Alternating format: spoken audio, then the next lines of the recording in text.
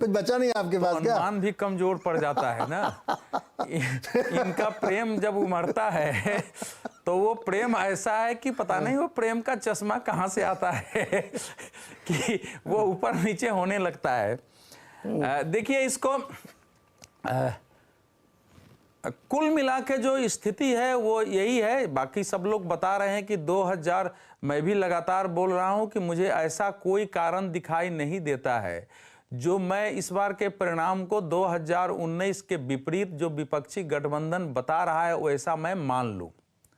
हाँ, तो सीट भी मैं बताता हूं, लेकिन पहले जो निगेटिव पॉइंट्स थे इस बार बीजेपी के लिए, क्योंकि मेरा अपना मानना था कि कैंडिडेट घोषित होने के पहले तक भारतीय जनता पार्टी के लिए ये चुनाव 2014 और 2019 से भी ज्यादा आसान था और भारतीय जनता पार्टी रिकॉर्ड की ओर बढ़ रही थी। लेकिन बीच में जो कैंडिडेट्स हुए हैं और कुछ ऐसे घटनाएं हुई हैं जिस पर बहुत कम नजर गया है। जैसे पहली बार मैंने देखा है कि दलित पढ़े लिखे लड़कों को पूरे देश में एक टीम जगह जगह यात्रा करके दलितों की बैठक लेके बता रही थी कि ये सरकार जो है दलित विरोधी है, आरक्षण छीन लेगी, ये संविधान खत्म कर देगा। और मैंने देखा कि कुछ जगह ये बातें पहुंची हैं। मैं आपको एक उदाहरण दे सकता हूं, मैं नाम नहीं लूंगा। मुझे एक बड़े नेता ने बताया कि मैं गडकरी जी के चुनाव में गया था, उनके घर पर ही नाश्ता कर रहा था, तो उनके यहाँ जो महिला काम करती थी वो दलित है। मैंने पूछा कि तुमने किसको वोट दिया? उसने कहा मैंने तो हाथ छाप को दे दिया। तो हाथ छाप को क्यों दिया? तो तुम गडकरी जी को पिछली बार वोट दिया था। अरे ये लोग तो सरकार, ये लोग तो आरक्षण ही खत्म कर देंगे। तो ये एक नेगेटिव पॉइंट गया। और फर्स्ट और सेकेंड राउंड में हम लोगों ने देखा कि दलितों का एक वोट का एक बड़ा भाग जो है जा रहा है, पश्चिम उत्तर प्रदेश में दिखाई दे रहा था, वो कांग्रेस और समाजवादी पार्टी को भी गया है। ये एक माइनस पॉइंट जो है बीजेपी का रहा। सेकेंड जो माइनस पॉइंट रहा कि पहली बार मुसलमानों में एक बड़ा वर्ग बीजेपी के खिलाफ वोटिंग करता था, लेकिन ऐसा कभी नहीं हुआ कि मस्जिदों में बैठ के होके अनाउंस हो और वोट जिहाद की बात हो और ये कहा जाए कि ये वोट जो है आपको ईमान नहीं कहता है कि आप बीजेपी को वोट दो। और ये बहुत एग्रेसिव तरीके से देश भर में हुआ है और ये पहले कभी नहीं हुआ था। बीजेपी के खिलाफ भी होता था। ये एक सेकेंड ट्रेंड हमने देखा है। और तीसरा जो सबसे इस चुनाव का जो बुरा पक्ष रहा है कि 2014-2019 के विपरीत जाति इस चुनाव में जबरदस्त जो है भूमिका निभा रहा है। यहां तक कि महाराष्ट्र मेरे से जिन लोगों की बातचीत हुई है, मैं महाराष्ट्र गया नहीं हूं संजोग से, लेकिन वहां इस बार जाति हो रही थी। कल ही मेरी बातचीत हो रही थी, किसी से बोला अवधेश जी इतनी जाति हमने देखी नहीं थी। तो जब जाति और ये सारी परिस्थितियां होती है तो थोड़ा सा अनुमान लगाना, आंकड़े निकालना थोड़ा कठिन होता है। लेकिन अब प्लस क्या था वो समझने की जरूरत है, फिर आंकड़े स्पष्ट होते हैं।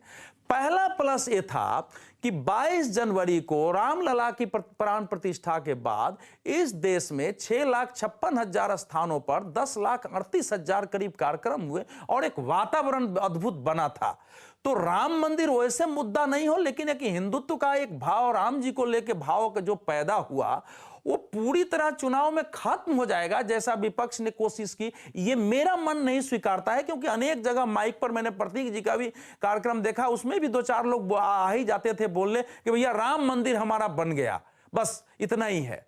तो वो एक प्लस पॉइंट रहा कि उससे नए सिरे से भारत में एक हिंदुत्व की चेतना जगी थी। सेकेंड ये रहा है कि विपक्ष ने भी अपनी भूमिका से, गलत या सही कहिए, नरेंद्र मोदी यस और नरेंद्र मोदी नो, इसमें चुनाव को बदला। मोदी जी तो कह रहे थे कि हमको प्लस माइनस, इसको बदला इस चुनाव को। तीसरा यह रहा कि विपक्ष ने राष्ट्रीय स्तर पर अपना एक स्वरूप नहीं दिया है। जो प्रश्न उठे थे लोगों के मन में 2014 में, 2019 में उठे थे, उनका समाधान विपक्ष ने नहीं किया है। तो विपक्ष की कोई एक यूनिफाइड स्वरूप इस बार देश में भाषण आप देते रहे लेकिन नहीं पैदा हुई है।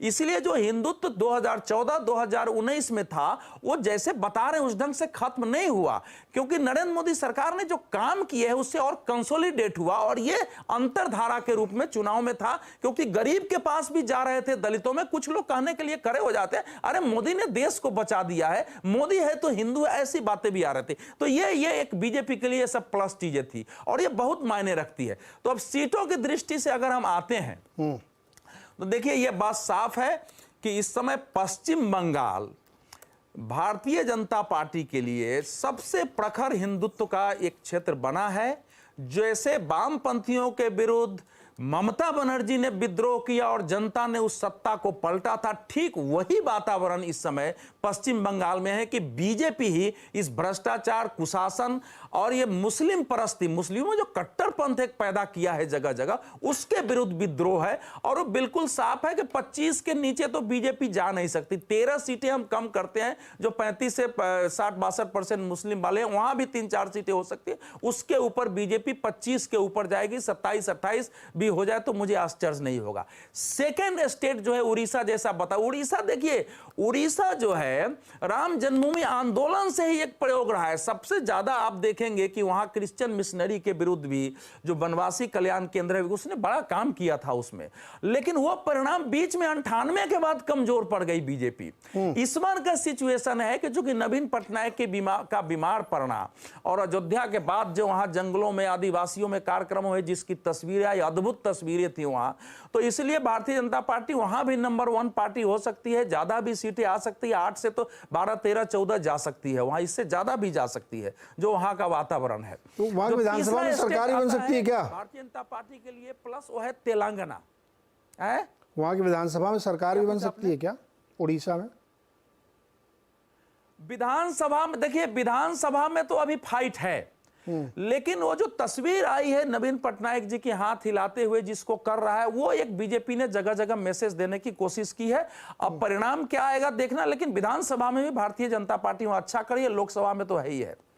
जो तीसरा बीजेपी के लिए जो तीसरा स्टेट है वो है तेलंगाना। तेलंगाना में इस समय बीआरएस एकदम पीछे चली गई है, वो वहां, और कांग्रेस और बीजेपी में लड़ाई है। जो बीजेपी से भूल हो गई थी विधानसभा में टी राजा सिंह को हटाकर अध्यक्ष को, वो उसने सुधारा है।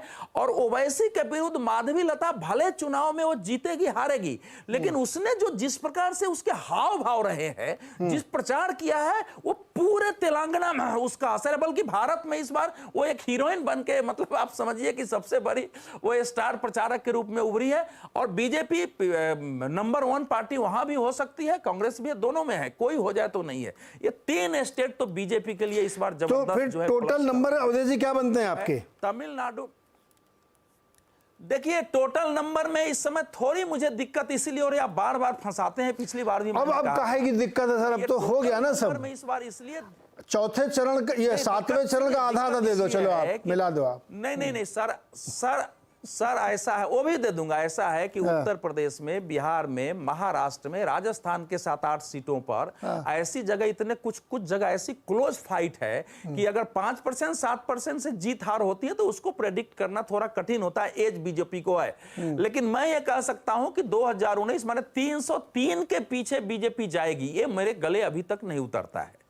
तो इतना तक तो मैं निश्चित कहूंगा, लेकिन मैं ये भी मान सकता हूं कि जो स्थिति है उसमें भारतीय जनता पार्टी 327, 28, 30, 35 तक भी जा सकती है, अगर वो चीजें जिस ढंग से सेकेंड राउंड के बाद जो प्रधानमंत्री ने टर्न लिया है और जो इशू बने हैं। महाराष्ट्र में देखिए, महाराष्ट्र का सिचुएशन जो है वो बिल्कुल थोड़ा सा बीजेपी के लिए, बीजेपी मान रही महाराष्ट्र में बीजेपी को हो सकता है दोनों को मिला के 18-20 सीटें का घाटा हो जाए, लेकिन वो सीटें पूर्ति हो रही है, क्योंकि 17 सीटें जो शिवसेना सिंधु को दिया है, जैसा प्रतीक जी कह रहे थे कि कमल को वोट देने जा रहे हैं, लोग देख रहे हैं कमल वही नहीं है। जैसे आपने प्रमोद महाजन की बेटी को हटा करके उज्जवल निकम को लास्ट में दे दिया है, उसका वहां असर है, उसका असर उस क्षेत्र में दिखाई दिया है कि वो उज्जवल निकम के लोगों को उस ढंग से सारे बूथ का पता नहीं है, तो ये सब असर वहां है। तो इन असर के कारण जो है, और जहां तक देखिए एनडीए का सवाल है, आंध्र प्रदेश में एनडीए बहुत अच्छा कर रही है। अगर एनडीए के हिसाब से देखेंगे तो आंध्र प्रदेश में एनडीए 2/3 से ज्यादा सीटें वहां से ला रही है, इसमें कहीं दो मत नहीं है। तो वो सब सीटें प्लस में जाएंगी। बिहार में कुछ सीटें घटनी है, कोई डाउट नहीं। आपको रोकता हूं, एक मिनट यहाँ पे आऊंगा दोबारा से मैं।